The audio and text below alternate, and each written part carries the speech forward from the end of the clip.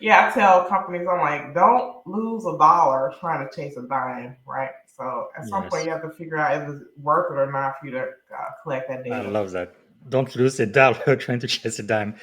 I love that. Talking about regulation, how should leaders prepare for the wave of global data law? GDPR, CPRA in California, EU AI Act, and all of those Yeah. regulations coming down the pipe. Yeah. I do a lot of keynote speaking with companies around the world. Maybe companies you've never heard of, like PayPal and TikTok and Uber. And so, the things I tell them is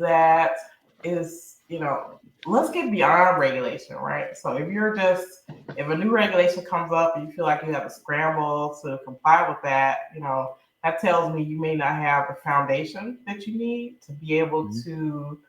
to meet the future. And so part of meeting the future is understanding that, very simple. People have rights.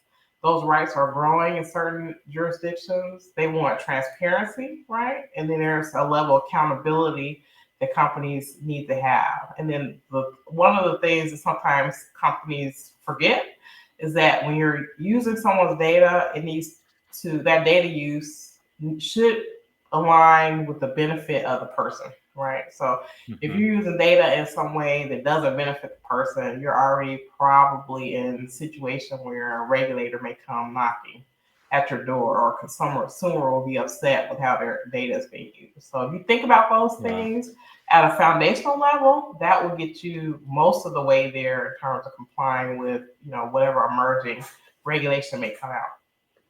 True. And one thing we do like about you is you always keep up to date, even with emergent technologies, including AI, which has disrupted so many industries already. So, talking about AI and privacy, what trends or threats should be watching for in 2025 and beyond? Yeah. Great question. Great question.